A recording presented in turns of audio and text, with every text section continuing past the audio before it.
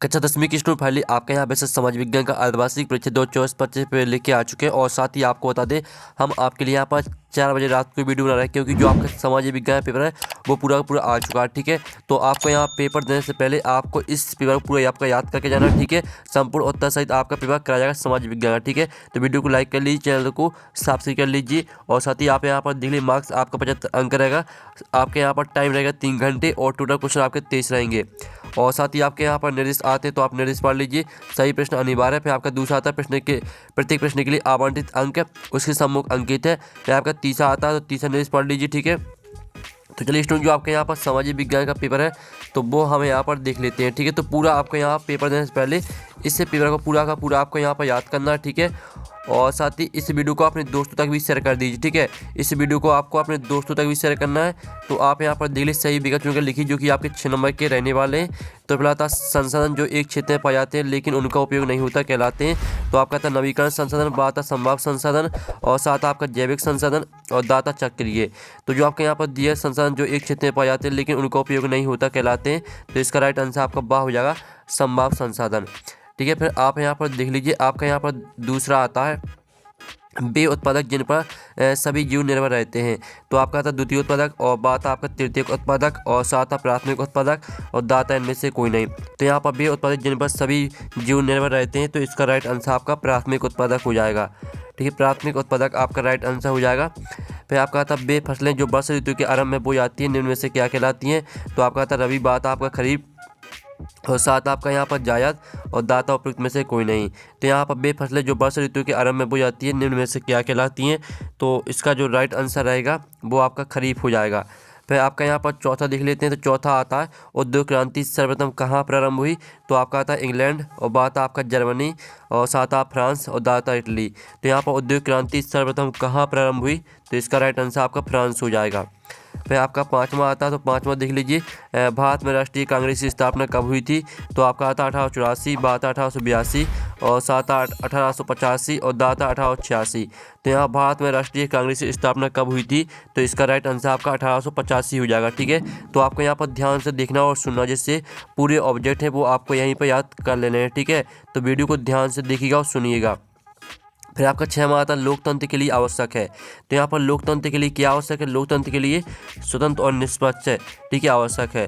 तो आपका 6वें करेगा बा करेक्ट आंसर। ठीक है, अब चलिए आपके यहाँ पर जो सही विकल्प है वो कंप्लीट हो जाते हैं। अब चलिए प्रश्न आपका 2 आता रिक्त स्थानों की पूर्ति की, जो कि 6 नंबर के रहेंगे। तो पहला आता बेस संसाधन जो निर्जीव वस्तुओं से बने डॉट डॉट संसाधन कहलाते हैं। तो यहाँ पर बेस संसाधन जो निर्जीव वस्तुओं से बने हैं आपके अजैव संसाधन कहलाते हैं। ठीक है, तो पहले का आंसर आपका क्या रहेगा, पहले का आंसर आपका अजैव हो जाएगा। फिर आपका आता ग्राम स्वराज की अवधारणा डॉट डॉट की देन है। तो यहाँ पर ग्राम स्वराज की अवधारणा महात्मा गांधी की देन है। ठीक है, इसका आंसर हम यहाँ पर लिख देते हैं। ठीक है, तो आप यहाँ पर देख लीजिए, महात्मा गांधी आपका दूसरे का आंसर रहेगा।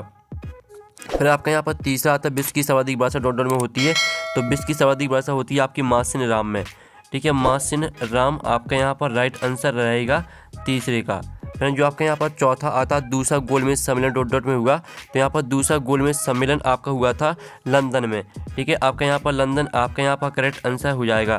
फिर आपका जो यहाँ पर 5वां आता है।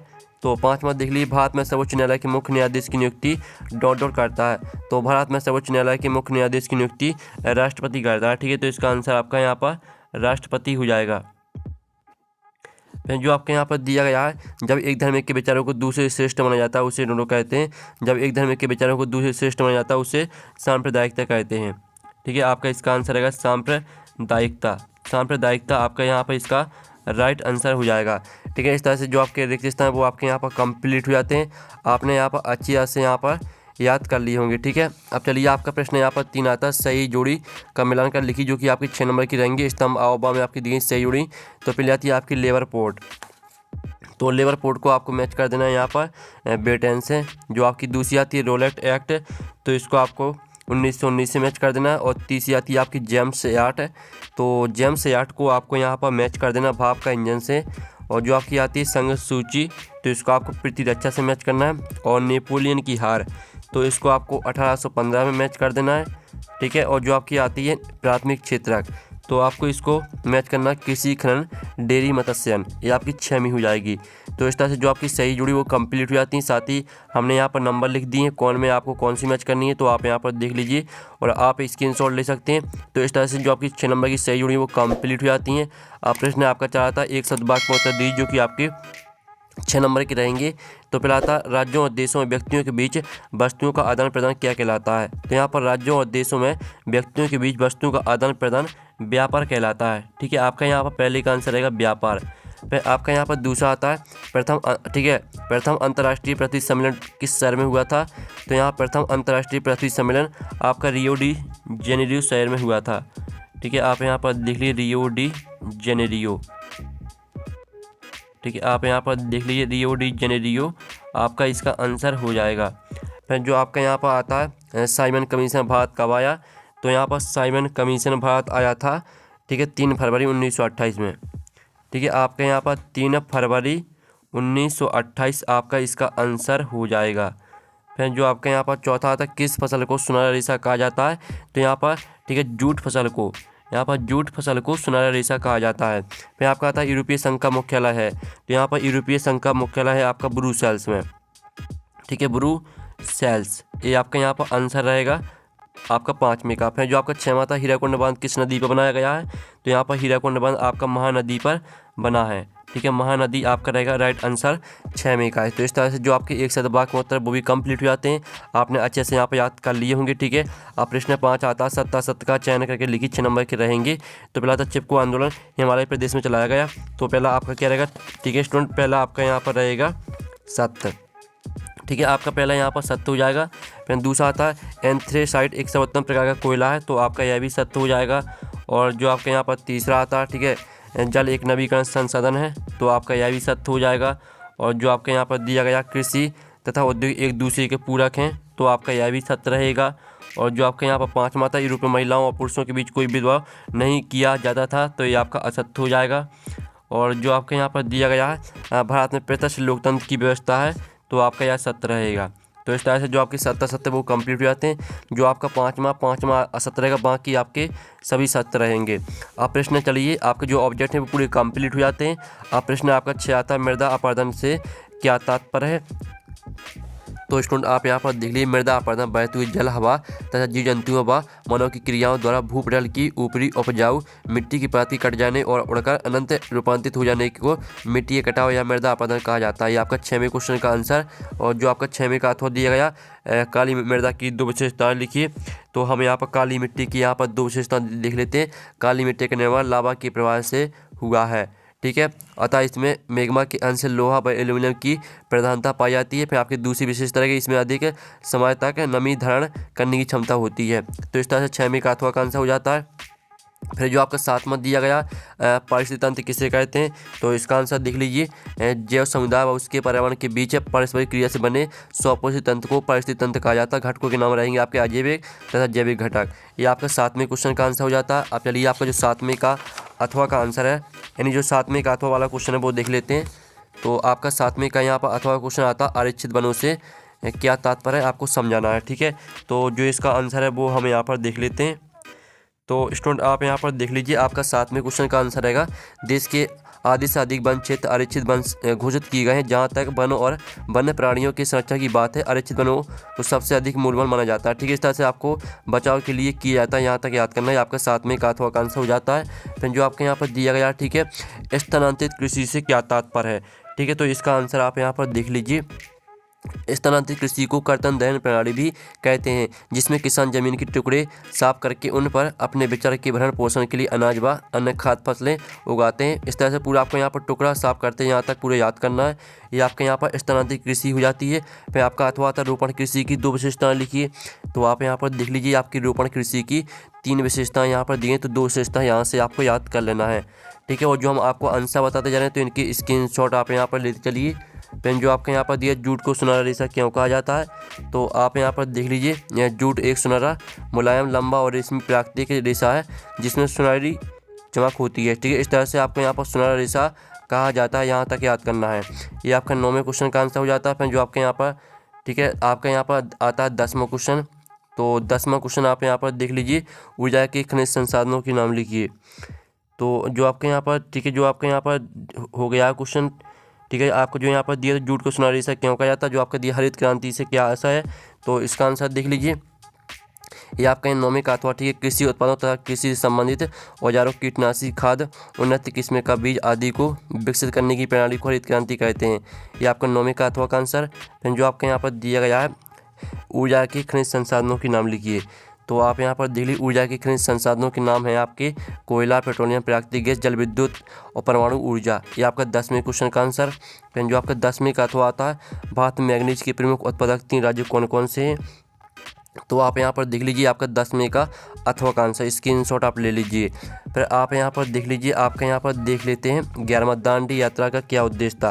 तो आप यहाँ पर दिल्ली गांधी जी ने दांडी यात्रा इस उद्देश्य की थी कि वे समुद्र के पानी में नमक बनाकर ब्रिटिश सरकारी के नमक कानून का उल्लंघन करेंगे। इस तरह से पूरा आपको आंदोलित करेंगे, यहाँ तक याद करना है। ये आपका 11वें क्वेश्चन का आंसर हो जाता है। जो आपका 11वें का यहाँ पर अथवा आता है, रोलेट एक्ट से आप क्या समझते हैं, तो आप यहाँ पर देख लीजिए, यह एक ऐसा कानून था जिसके अनुसार किसी व्यक्ति को बिना अभियोग चलाए अनिश्चित समय तक जेल में डाला जा सकता था। तो इस तरह से व्यापक विरोध किया, यहाँ तक याद करना है। यह आपका 11वीं का अथवा का आंसर हो जाता है। फिर जो आपके यहाँ पर दिया गया गुटेनबर्ग की छपी पुस्तक बाइबल की आपको 2 विशेषताएं लिखनी है। ठीक है, तो हम यहाँ पर 2 विशेषता देख लेते हैं। तो आप यहाँ पर देख लीजिए, पहली विशेषता रहेगी, यह गुटेनबर्ग द्वारा तैयार प्रिंटिंग प्रेस पर छपी पहली पुस्तक थी। दूसरी विशेषता रहेगी, बाइबल की 180 प्रतियाँ छपने में 3 दिन लगे। ये आपका 12वें क्वेश्चन का आंसर है। फिर जो आपका अथवा था, पांडुलिपियों का प्रचार सीमित क्यों रहा, तो इसका आंसर भी आप यहाँ पर देख लीजिए। ये आपका 12वें का अथवा का आंसर, पूरा याद कर लेना। 2 लाइन आपकी दी गई हैं, तो दोनों लाइनों को आपको याद करना है। फिर जो आपके यहाँ पर दिया गया 13वां प्रश्न, ठीक है, प्राचीन काल में मानव समाज आपस में कैसे जुड़े थे, तो इसका जो आंसर रहेगा वो आप यहाँ पर देख लीजिए, आपका 13वें क्वेश्चन का आंसर। तो जल्दी से आप इसका स्क्रीनशॉट ले लीजिए।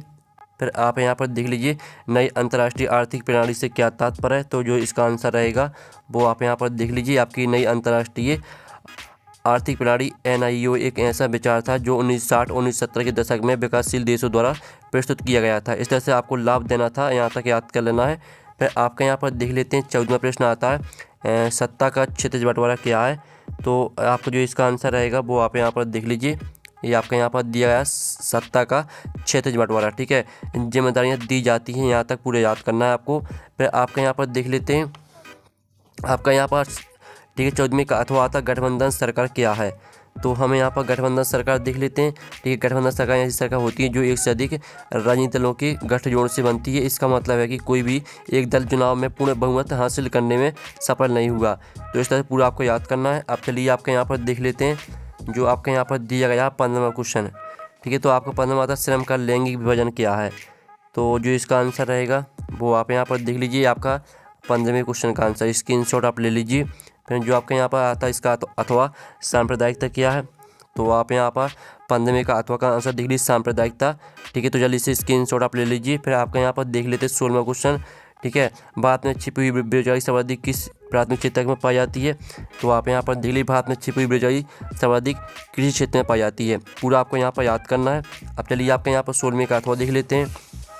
तो स्टूडेंट आपके यहाँ पर 16वें का अथवा था, मनरेगा को 100 दिन रोजगार योजना क्यों कहते हैं। ठीक है, इस तरह से आपका यहाँ पर दिया गया। तो जो इसका आंसर है वो हम यहाँ पर देख लेते हैं। तो ये आपका 16वें का अथवा का आंसर, मनरेगा को 100 दिन रोजगार योजना इसलिए कहा जाता है क्योंकि इस योजना का मुख्य उद्देश्य ग्रामीण क्षेत्रों में रहने वाले गरीब परिवारों के, इस तरह से पूरा आपको यहाँ पर बढ़ावा देना है, यहाँ तक याद करना है। फिर जो आपके यहाँ पर आता है, ठीक है, मुद्रा के आधुनिक रूप कौन कौन से हैं, तो हम यहाँ पर मुद्रा के आधुनिक रूप देख लेते हैं।